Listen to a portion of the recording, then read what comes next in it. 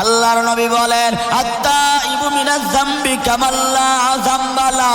আল্লাহ নবী আমাদেরকে জানায়া দেন ও বান্দা গুনাহ করার পর গুনার উপর অনুতপ্ত হয়ে গেল, মাওলার ভয় অন্তরে ধারণ কইরা দুটো চোখের পানি ফালাইয়া মাম্বাকা মিন খাশিয়াতিল্লাহি হারামাল্লাহু আলাইহিন নার, দুইটা চোখের পানি ফালাইয়া আমার মাওলার কাছে যখন বান্দা চায়, আল্লাহ পাক ওই বান্দারে মাফ না কইরা পারে না। আমার আল্লাহ ওই বান্দার গুনাহ খাতাগুলো মাফ করে তার জন্য জাহান্নামের আগুন হারাম করে দেন। ইয়া ইলাহি মুঝকো মুঝসে দূর কর, ताके देखो मुझ में तुझको एक नजर। या इलाही तो मेरा महबूब है, या इलाही तो मेरा माशूक है, या इलाही तो मेरा रहमान है, या इलाही तो मेरा रहीम है। अल्हम्दुलिल्लाह अल्हम्दुलिल्लाहि वहदाह वकफा वसलामुन अला इबादिहिल्लज़ीना इस्तफा।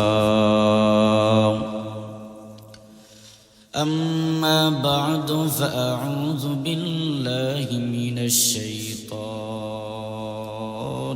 रजीम। बिस्मिल्लाहिर रहमानिर रहीम। व अम्मा मन खाफ मकाम रब्बिह व नहा नफ्स अनिल हवा फ़इन्नल जन्नत हियल मअवा।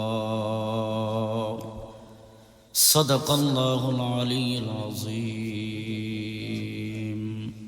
दुरूद शरीफ पढ़ी सल्लल्लाहु अला सय्यिदिना व मौलाना मुहम्मद व अला आलिहि व अस्हाबिहि वसल्लम। सल्लल्लाहु अला सय्यिदिना व मौलाना मुहम्मद व अला आलिहि व अस्हाबिहि वसल्लम। मोहब्बत एक जिक्र करें ला इलाहा इल्लल्लाह ला इलाहा इल्लल्लाह ला इलाहा इल्लल्लाह ला इलाहा इल्लल्लाह ला इलाहा इल्लल्लाह ला इलाहा इल्लल्लाह ला इलाहा इल्लल्लाह मुहम्मदुर रसूलुल्लाह।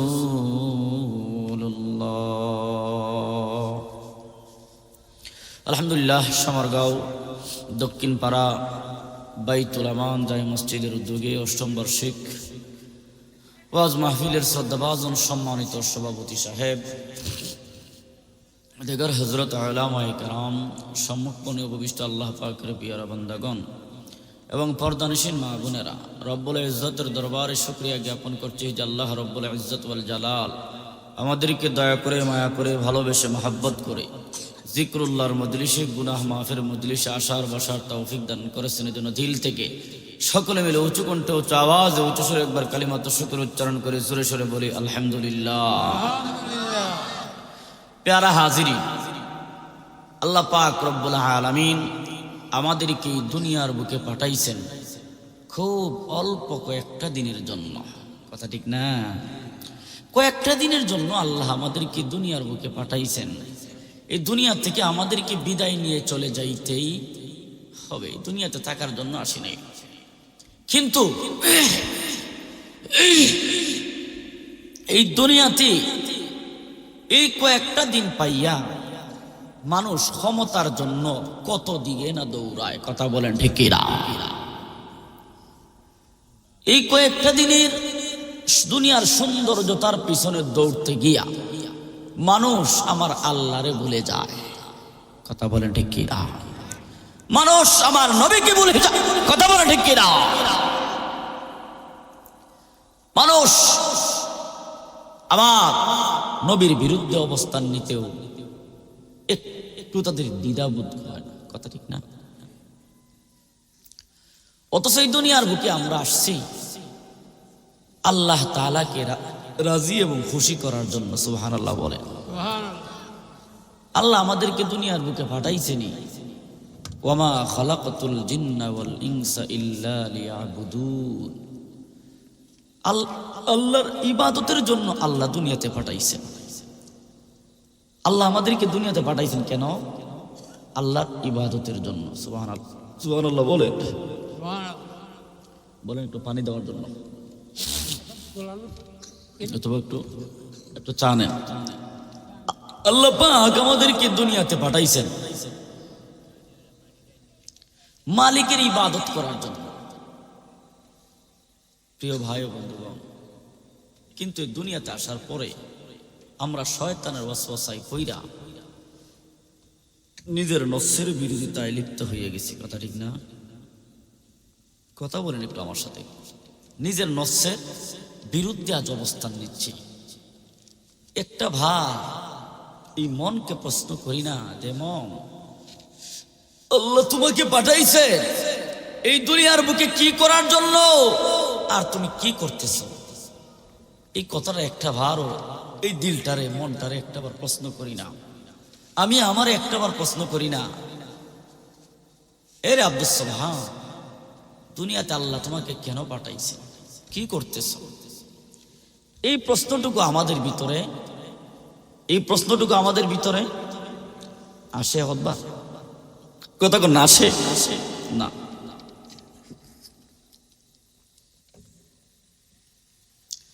আল্লাহ বলেন, ওয়ামা খালাকতুল জিন্না ওয়াল ইনসা ইল্লা লিয়াবুদুন। আমার মালিক বলেন, আমি আল্লাহ তোমাদেরকে দুনিয়ার বুকে পাঠাইছি আমার ইবাদতের জন্য। আমি আল্লাহর ইবাদত করবা। লিয়াবুদুন আই লিয়ারিফুন, আল্লাহর পরিচয় অর্জন করার জন্য আল্লাহ আমাদেরকে দুনিয়ার বুকে পাঠাইছেন। আমরা আমাদের মালিকের পরিচয় বাদ দিয়া শয়তানের পরিচয় নিয়ে বড় পাগল। এরে নবীর উম্মতের দল, আমরা আমাদের আল্লাহকে বলে যাইয়া শয়তানকে বড় আপন করে নিলাম। অথচ শয়তান এই দুনিয়ার বুকে আমাদেরকে ধোঁকা দিয়াও আল্লাহর তৈরি জাহান্নামের আসামি বানাতে চায়, কথা বলেন ঠিক কিনা? আল্লাহ বলেন, ওয়া আম্মা মান খাফা মাকামা রাব্বিহি ওয়া নাহান নাফসা আনিল হাওয়া ফাইন্নাল জান্নাতা হিয়াল মাওয়া। আল্লাহ পাক রব্বুল আলামিন বলেন, এই দুনিয়াবাসীরা শোনো শোনো, আমি আল্লাহর ভয় অন্তরে ধারণ করিয়া তোমরা নিজেদের নফসের উপর জুলুম করো নাই, তোমাদের নফসের বিরুদ্ধে অবস্থান নিয়েছো। নফসে বলেছে নামাজ পড়িও না, তোমার ভিতরে আমি আল্লাহর ভয় নিয়ে তুমি নামাজ পড়তে গেলা। শয়তান তোমারে ধোঁকা দিয়েছে, শয়তান তোমারে ধোঁকা দিয়া জাহান্নামের আসামি বানাইতে চায়। তুমি বলতেছো না না, আমি আমার আল্লাহকে ভয় করি, আমার মাওলার ভয় আমার অন্তরে আছে। না না, আমি আল্লাহর বিরুদ্ধে কোনো কাজ আমি করতে পারবো না। এরে নবীর উম্মতের দল, আল্লাহর ভয় অন্তরে ধারণ করিয়া আপনি আমার মাওলা নাফরমানি করেন না। এরে নবীর উম্মতের দল, আল্লাহ বলেন বান্দা তুমি আমারে রাজি খুশি করার জন্য ওয়াম্মা মান খাফা মাকামা রাব্বিহি ওয়া নাহান নাফসা আনিল হাওয়া ফাইন্নাল জান্নাতা হিয়াল মাওয়া।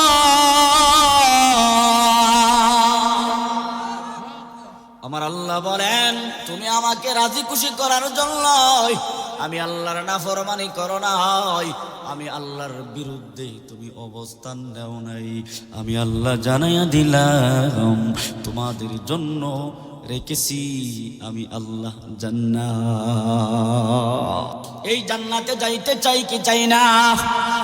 কে কে যাইতে চাই দুটো হাত তুলে আমার আল্লাহকে দেখায়া দেই। আল্লাহু আকবার, আর জোরে বলি আল্লাহু আকবার। এবার আসেন নিজের নফসের ভয়, নিজের নফসে এভাবে বলে আমরা আল্লাহর ভয়ে মালিকের রেজামন্দি হাসিল করার জন্য শয়তান আমাদেরকে বলে নামাজ যাইও না, শয়তান আমাদেরকে বলে গানে যাও, শয়তান আমাদেরকে দুনিয়া সুন্দর সুন্দর লাজুকতা সৌন্দর্য দেখাইয়া আমাদেরকে পাপ কাজে লিপ্ত করতে চায়। আমাদের ভিতরে ভয় আছে কার? আরো জোরে বলেন কার? যার ভিতরে আল্লাহর ভয় নাই, দুনিয়ার মুখে পড়িয়া গেছে, সে যা মন চায় তাই করতে পারে। কথা বলেন ঠিক কিনা? এই নবীর উম্মতের দল, এই তো কয়েকদিন আগে আমাদের এক ভাই যার নাম হচ্ছে আলী হাসান ওসামা, যিনি একটা সময় গণতন্ত্রের বিরুদ্ধে বড় কঠিন ভূমিকা রাখত। কথা বলেন ঠিক কিনা? আমার এই ভাই আমার একই এলাকা, আমার এই ভাই গণতন্ত্র হারাম হারাম হারাম বলে এই স্টেজে বসে এই চেয়ারে বসেই চিল্লাইতো। কথা বলেন ঠিক কিনা? আসলেই তো গণতন্ত্র হারাম। কথা বলেন, আসলেই গণতন্ত্র, কথা বলেন না, হারাম। তবে এই বাংলার জমিনে কেন উলামায়ে কেরামগণ এই পথে চলতেছে, কেন এই পথ বেছে নিয়েছে? বাংলাদেশের জমিন উর্বর নয়, যদিও 95% মুসলমানের দেশ। উলামায়ে কেরাম যদি সংসদে যাইতে পারেন আল্লাহর রহমতে দুই একদিন আগ 5-7 বছর আগে বা পিছনে এই বাংলার জমিনে ইসলাম একদিন কায়েম হবেই হবেই হবেই ইনশাআল্লাহ। কথা বলেন ঠিক কিনা? আমার ভাই যা বলতো, আমরা আমার ভাইকে বড় মহব্বত করতাম, কারণ ইসলামের আওয়াজ জারি আছে। কথা বলেন ঠিক কিনা? কিন্তু কিছুদিন যাওয়ার পর এই প্রচলিত রাজনীতিতে আমার ভাই জড়িত হইয়া গেছে। কি আশ্চর্য! হারাম। আমি যদি কোনোদিন ওই গণতন্ত্রের ভিতরে যুক্ত হইয়া যাই, আমারে তোমরা ছুঁড়ে ফেলবাও, কিন্তু বাংলার মানুষ আমার এই বাইকে ছুঁড়ে ফেলায় নাই। কথা বলেন ঠিক কিনা? আমরা সকলেই আমার বাইকে আমাদের কলিজায় স্থান করে দিয়েছি, কিন্তু আবারও দেখা যায় এমন ভাবে যুক্ত হইছি, আগে তো ছিল খেলাফতে, এর অর্থ হলো এই বাংলার জমিনে আল্লাহর আইন প্রতিষ্ঠা করতে চাই খেলাফত। এই জমিনে আমরাও চাই আল্লাহর জমিন আল্লাহর আইন প্রতিষ্ঠিত হোক, কথা বলেন ঠিক কিনা? আল্লাহর বান্দা সেখান থেকেও এখন ট্রান্সফার হইয়া বর্তমানে জামাত ইসলামে যোগ দিছে।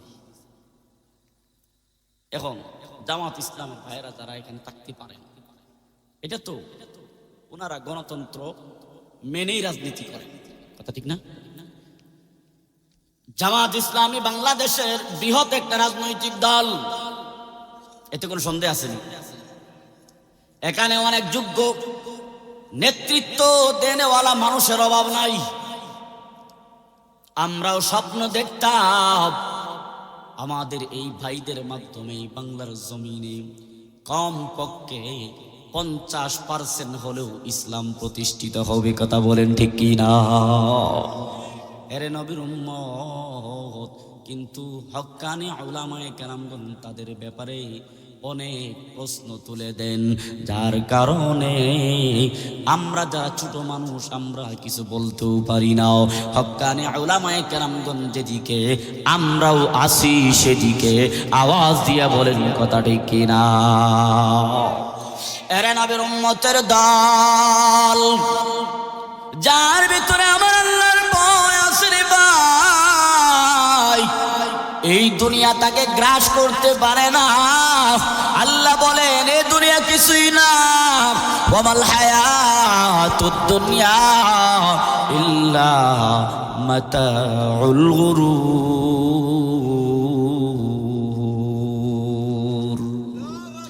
আল্লাহ বলেন দুনিয়া কিছুই না, ইল্লা মাতাউল গুরুর, শুধু ধোঁকা আর ধোঁকা। এই ধোঁকায় পড়িয়া আমার কত ভাইরা, কত বড় বড় ঈমানওয়ালারা এই দুনিয়ার ধোঁকায় পড়িয়া, শয়তানের ওয়াসওয়াসায় পড়িয়া কত বড় বড় আল্লাহর ওলিরাও পথভ্রষ্ট হয়ে গেছে। এই বর্তমান সময়ে ফিতনার জামানায় ঈমান টিকায় রাখাও বড় কঠিন, কথা বলেন ঠিক কিনা? এমন অনেক ফিতনার সময় চলতেছে, ডানে তাকাইলো ফিতনা, বামে তাকাইলো ফিতনা, সামনে তাকাইলো ফিতনা, পিছনে তাকাইলো ফিতনা। এই ফিতনার সময়ে আপনি যদি ফিতনা মুক্ত থাকতে চান, আল্লাহর আদেশ নিষেধ অবশ্যই আমাদেরকে মানতেই হবে। যদি আল্লাহর আদেশ নিষেধ মেনে চলেন, অনেকটা ফিতনা থেকে আপনি মুক্ত থাকতে পারবেন। এরে নবীর উম্মতের দল, এই দুনিয়ার বুকে আল্লাহর ওলিদের উপরে, এই দুনিয়ার বুকে আল্লাহর ওলিদের উপরে আল্লাহ পরীক্ষা নেন। এই পরীক্ষায় পইরা যেই বান্দারা পাস করতে পেরেছে, ওই বান্দারা আল্লাহর পক্ষ থেকে বিশেষ পুরস্কারের ঘোষণা পেয়েছে, কথা বলেন ঠিক কিনা? এরে নবীর উম্মতের দল, তাই আমরা সকলেই মুসলমান, আমরা সকলেই একে অপরের ভাই ভাই। আল মুসলিমু আখুল মুসলিম, মুসলমান একে অপরের ভাই। আল মুসলিমু আখুল মুসলিম, মুসলমান মুসলমানের ভাই ভাই। আমরা যারা এখানে বসে আছি, আমাদের একে অপরের ভিতরে কোনো শত্রুতা আমি কথা কন না আসেনি। মুসলমান মুসলমানের আয়না স্বরূপ, দুশ্মনী থাকতে পারে না। যদি আমার ভিতরে কিছু ভুল থাকে, আপনি আমাকে ধরাইয়া দিতে পারেন। এরে নবীর উম্মত, আপনি আমার সঙ্গে দুশ্মনী কইরে কোনো লাভ হবে না, কারণ আপনিও মুসলমান, আমিও মুসলমান। আমার আপনার বিরোধিতায় একে অপরের ভিতরে মারামারি আর কুন্দলের কারণে বেঈমানেরা আমাদেরকে দিয়া আরো শক্ত কইরা ঝগড়া বাঁধায়া দেয়। আওয়াজ দিয়া বলেন কথা ঠিক কিনা? বিদায় বাংলার জমিনে যারা আছে রাজনীতি করবেন করে, তবে একে অপরকে দুশ্মন বানায় রাজনীতি নয়, একে অপরকে যে বিরোধী বানায় রাজনীতি করতে চান, বাংলার জমিনে কারো রাজনীতি সুন্দর হবে না, কথা বলেন ঠিক কিনা? এই কোরআনের ময়দান, এই ময়দানে মানুষ আসে কেন? দিক নির্দেশনা নেওয়ার জন্য। কথা বলে ঠিক না? এখান থেকে আপনারা উঠে যাবেন, একটা কথা মনে রাখবেন, এই বাংলার জমিনে মুসলমানেরা মুসলমানদের দুশ্মন। কথা ঠিক না? কমপক্ষে এই মজলিস থেকে আপনারা সবক নিয়ে যাবেন, আমি অপরের বিরোধিতা করব না। কথা বলেন ঠিক কিনা? কমপক্ষে আমার জবান থেকে কোনো আলেমের বিরুদ্ধে যেন কোনো কথা বের না হয়। কমপক্ষে আমার লিখনিতে যেন কোনো আলেম কষ্ট না পায়। এই দুনিয়ার মুসলমানের দল, এই ফেসবুকের জামানায় যেই মানুষটা 10 কেজি ওজনের কোনো কিছু বইতে পারবে না, সে যদি 100 কেজি ওজনের কিছু বইতে যায়, মনে করবেন সে আস্ত থাকবে না, মাটির নিচে চলে যাবে। কথাগণ, এরে নবীর উম্মত, আপনার ওজন যতটুকু আপনি ততটুকুই কথা বলেন। আপনি পারবেন না এই মুহূর্তে কোনো কিছু করতেন, কিন্তু যদি বলেন আমি এই মুহূর্তেই করে ফেলবো, সেই করে ফেলবো, এই কথা বলার কোনো মানে হয় না। যেই কথা বলার শোভা পায় চরমোনাই, যেই কথা বলার শোভা পায় আল্লামা মামুনুল হক, যেই কথা বলার শোভা পায় শাইখে চরমোনাই, যেই কথা বলার শোভা পায় জামাতের আমির সাহেব, সেই কথা যদি আমার জবান দিয়া বলি, এমন কথা আমার জন্য কখনো শোভনীয় নয়। আওয়াজ দিয়া বলেন কথা ঠিক কিনা? উনাদের কথা লক্ষ লক্ষ কোটি কোটি মানুষ শুনে, আমার কথা কয়জনে শুনে? এরে নবীর উম্মত, এজন্য কমপক্ষে আমাকে শুধরাই, আমি নিজেকে শুধরাই। আমার হাত এবং জবান থেকে যেন এই বাংলার জমিনে কোনো আলেম কষ্ট না পায়, সেই প্রতিজ্ঞা আপনারা সবাই করতে পারবেন তো ইনশাআল্লাহ? একটা হাত দেখায় দেন যে আল্লাহ যেন আমাদের হাত এবং জবান থেকে কোনো আলেমকে, কোনো বিশক্কার কোনো কথা যেন আমাদের জবান থেকে বের না হবে না। আমিন। অনেকেই যারা বিসমিল্লাহ জানেন না, শুদ্ধ কইরা কালিমাও পড়তে পারেন না, তারাও যদি এই কথা আপনাকে স্বীকার করতে হবে, আমাদের ভাই এই উসামা যোগ্য একটা মানুষ। কথা কন্টে কি নাও? যোগ্য একটা মানুষ। এই বাংলার জমিনে সকলেই ওনাকে চিনেন। আমরাও দোয়া করি আল্লাহ যেন তার বান্দাকে হেদায়েতের উপর অটল রাখুন। জোরে কোন আমিন। এরে নবীর উম্মতের দল, আল্লাহর ভয়, শয়তানের ওয়াসওয়াসা থেকে আল্লাহ হেফাজত করে আমার ভাইকে যেন মালিক তার সিরাতে মুস্তাকিমের উপর ফিরাইয়া দেন। সকলেই বলেন আমিন। এবার আসেন, আল্লাহ আমাদেরকে দুনিয়ার বুকে পাঠাইছেন, মালিক দুনিয়ার বুক থেকে আমাদেরকে নেক আমল করে জান্নাতে যাওয়ার জন্য। কিন্তু আমরা জান্নাতে যাইতে পারলাম কিনা? আমরা যারা এখানে বসে আছি, আমরা সকলেই মুসলমান না বেঈমান? উত্তর হবে আমরা সকলেই মুসলমান। যদি বলি 5 ওয়াক্ত নামাজের ভিতরে কয় ওয়াক্ত নামাজ পড়ছেন, প্রশ্নের উত্তর হবে অনেকের জবান থেকে আসবে আজ সারা দিন চলে গেল 1 ওয়াক্ত নামাজও পড়ি নেই। কথা ঠিক কিনা? এরে আশিক রাসূল ভাইরা, ও নবীর উম্মতের দলেরা, আপনাদেরকে একটা ঘটনা শোনাই। বাংলাদেশের সরকার, অনেক সরকার আমাদের আমলে আমরা পাইছি। আপনাদের আমলে অনেকেই সরকার পেয়েছেন, কিন্তু কয়জনের ভিতরে আল্লাহর ভয় ছিল? কথা কন, ছিল নি কারো ভিতরে? জুড়ে কন না, কারো ভিতরে আল্লাহর ভয় ছিল না। শুধু ছিল দুনিয়ার মহাব্বত, আল্লাহর ভয় ছিল না। এক শাসক বাদশাহ হারুনুর রশিদ নামে ছিল, যার ভিতরে আমার আল্লাহর ভয় ছিল, উনি সব সময় আমার আল্লাহর ভয়ই তার জীবনটা কাটাতো। বাদশাহ হারুনুর রশিদ, তার দিলের ভিতরে শান্তি লাগে নাই। সেই সময়কার তার দেশের মানুষের ভিতরে যারা আলেম ছিল, উলামায়ে কেরামদেরকে মেহমানদারি করার জন্য বাদশাহ হারুনুর রশিদ উনার বাড়িতে দাওয়াত করলেন। বড় বড় হক্কানি উলামায়ে কেরামদেরকে দাওয়াত কইরা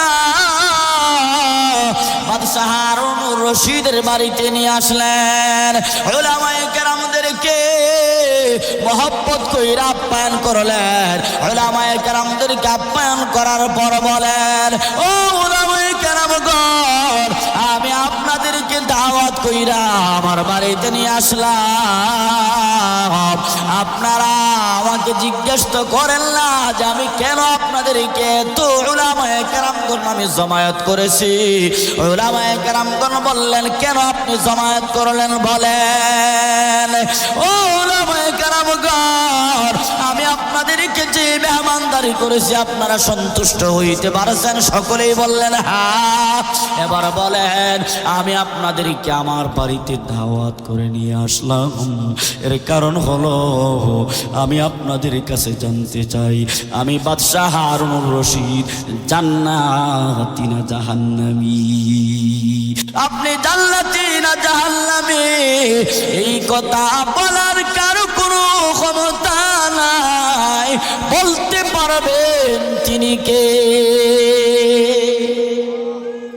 আল্লাহ বলতে পারবেন আপনি জান্নাতি না জাহান্নামী। তবে এতটুকু বলা যায় যে আপনি যদি নেক আমল করেন তাহলে আল্লাহকে যদি রাজি খুশি করে যাইতে পারেন জান্নাতে, এতটুকু বলা যায়। আর যদি শয়তানের ওয়াসওয়াসায় পড়িয়া জীবনটা হেলায় খেলায় কাটায়া দেন, আল্লাহর নাফরমানি করেন, আপনি জাহান্নামী, এতটুকু বলা যায়। তবে এই বাদশাহ হারুনুর রশিদ আপনি জান্নাতি এটা আমরা বলতে পারবো না। পিছন থেকে 9 বছরের একটা বালক, উনি সকলের কথা শুনতেছেন, পিছন থেকে ডাক দিয়া কয়, ও বাদশাহ, আপনি উলামায়ে কেরামদেরকে প্রশ্ন করেছেন আপনি জান্নাতি না জাহান্নামী? কেউ বলতে পারে নাই, আমি বলতে পারবো। আল্লাহু আকবার কন্যা। 9 বছরের বালক বলেন আমি বলতে পারবো। সকলে আশ্চর্য হইয়া ওই 9 বছরের বালকটার দিকে তাকায় রইল। বালক বাদশাহ বলেন, এ বালক সামনে আসেন, তুমি বলো আমি জান্নাতি না জাহান্নামী? 9 বছরের বালক এবার বলেন, বাদশাহ মহোদয়, আপনার কাছে আমি জিজ্ঞাসা জানতে চাই, জিজ্ঞেস করতে চাই, যিনি জবাব দেয় আর যিনি প্রশ্ন করেন এর ভিতরে দামি কে? আল্লাহু আকবার। বাদশাহ হারুনুর রশিদ তো দুনিয়াদার বাদশাহ ছিলেন না, আল্লাহর ওলি ছিলেন। আওয়াজ দিয়া বলেন আল্লাহু আকবার। বাদশাহ হারুনুর রশিদ বলে ফেললেন, যিনি জবাব দেন তিনি তো একটু বড়। ও বাদশাহ, আমি আপনাকে বলতে চাই, আমি যেহেতু জবাব দিব আপনার চারটা আমাকে দেন, আপনি একটু নিচে বসে যান। বাদশাহ হারুনুর রশিদ চেয়ারটা ছেড়ে দিলেন, 9 বছরের বালকটা চেয়ারে বসলেন। আল্লাহু আকবার। বাদশাহ হারুনুর রশিদ নিচে হাঁটু গেড়ে বসে গেলেন। এরে নবীর উম্মতের দল, এবার বলেন, ও বালক, বলো বলো আমি জান্নাতি না জাহান্নামী? 9 বছরের বালকটা এবার বলেন, বাদশাহ হারুনুর রশিদ আপনাকে আমি কিছু বিষয়ে প্রশ্ন করব, আপনি উত্তর দিবেন, তারপরেই বলবো আপনি জান্নাতি না জাহান্নামী। এবার 9 বছরের বালকটা প্রশ্ন ছুড়ে দিলেন, বাদশাহ আপনি যেহেতু বাদশাহ, আপনি তো অনেক সময় এমন সুযোগ আপনার কাছে এসেছে, আপনার কাছে এমন সুযোগ অনেক ভারে এসেছে। এই বাদশাহ আপনি বলেন, আপনার কাজ করতে যাইয়া আপনার সামনে অনেক উলঙ্গ নারীরা আপনার সামনে চলে আসছে, আপনার সামনে অনেক অফার এমন আসছে, আপনার অনেক সুযোগ এমন আসছে, আপনার সামনে এমন এমন সুযোগ চলে আসছে, আপনি ইচ্ছা করলে জিনা করতে পারতেন। বাদশাহ এমন সুযোগ আপনার সামনে আসছে কিনা? এবার বাদশাহ হারুনুর রশিদ বলে, এমন সুযোগ একবার, দুইবার, তিনবার না, কত হাজার বার আসছে, তা তো আপনার সীমাহীন হিসাবের বাহিরে।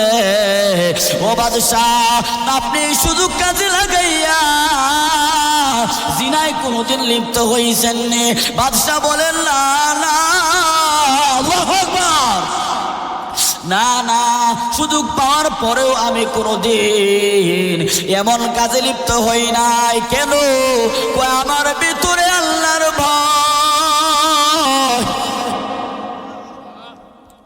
আমার ভিতরে মাওলার ভয়, আমি আমার আল্লাহরে ডরাই, আমি আমার মাওলারে বড় ভয় পাই। এই দুনিয়ার বুকে কয়েকটা দিনের জন্য দুনিয়ার বুকে আইসা আমার আল্লাহকে আমি বেজার করে যাব, এটা হতে পারে না। আমার মাওলার ভয় আমার এই কাজ করতে দেয় না। আল্লাহু আকবার কন্যা। এবার লোকটা, আমি আপনাকে, আপনি জান্নাতি না জাহান্নামী, কুরআন থেকে দলিল দিয়া যাব। সুবহানাল্লাহ বলেন। এই বালক সেবার আল্লাহর কালামের আয়াতে কারিমা পড়া শুরু করে দিলে। বালকটা বাদশাহকে বলেন, ও বাদশাহ, ওয়া আম্মা মান খাফা মাকামা রাব্বিহি ওয়া নাহান নাফসা আনিল হাওয়া ফাইন্নাল জান্নাতা হিয়াল মাওয়া। ওরে বাদশাহ, আপনি যেহেতু আল্লাহর ভয়ে এমন কাজ কোনোদিন করেন নাই, আল্লাহর ভয়ে আপনি আল্লাহর বিরুদ্ধে অবস্থান নেন নাই। ও বাদশাহ, আল্লাহ বলেছেন আমার ভয়ে যারা খারাপ কাজ করে নাই, খারাপ কাজ থেকে বিরত রইল, আমি আল্লাহ ওদেরকে দিব ফাইনাল জান্নাতা হিয়াল মাওয়া। বাদশাহ, এই কথা বলাই যায় আপনি জান্নাতি। সবাই তার দিকে আশ্চর্য হয়ে তাকায়, কি রে ব্যাপার, সে তো বাদশাকে বলেই ফেললো জান্নাতি। কারণ বাদশাহ তো কোনোদিন আল্লাহর ভয়ে সে খারাপ কাজে লিপ্ত হয় নাই, খারাপ কাজ করে নাই, নাপাক কাজগুলি করে নাই। আল্লাহর ভয় তার অন্তরে ধারণ করে শয়তানের ওয়াসওয়াসা থেকে আল্লাহ তারে বাঁচিয়ে রাখছেন। সে জিনার সুযোগ পাইয়াও সে জিনা করে নাই। আল্লাহ বলেন যে আমি আল্লাহর ভয় অন্তরে ধারণ করিয়া শয়তানের ওয়াসওয়াসা থেকে বাইচা রইল, আমি আল্লাহ আমার ওই বান্দার জন্য রেখেছি জান্নাত। সুবহানাল্লাহ। উলামায়ে কেরাম তাকায় রইলেন, কিছু করার নাই, দলিল কোরআনের আয়াত। সুবহানাল্লাহ বলে, আমি আপনিও যদি নেক আমল করে যাইতে পারি আল্লাহ আমাদেরকে দিবেন জান্নাত, আর যদি নেক আমল করে না যাই এই দুনিয়া থেকে আপনি শক্তি দিয়া এই দুনিয়ার বুকে আপনি হেলায় খেলায় কাটাইয়া যেতে পারবেন, কিন্তু মৃত্যুর পর বান্দারি কেমন করে সেই জিন্দেগি পার করবেন।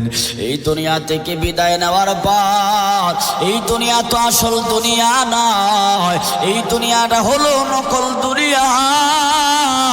এই জগৎটা হলো নকল জগৎ, এই জগৎ থেকে চলে যাবেন, চিরস্থায়ী জগৎ সামনে। এজন্য বলি রে ভাই, আল্লাহর ভয় অন্তরে ধারণ করিয়াও জীবনে যত গুনার কাজ করেছি আল্লাহর কাছে তওবা করেন। আল্লাহ বলেন, বান্দা তুবু ইলাল্লাহি তাওবাতান নাসুহা, তুমি তাওবা নাসুহা করো, জীবনের সমস্ত গুনার উপর অনুতপ্ত হইয়া আমি আল্লাহর কাছে তুমি চাও।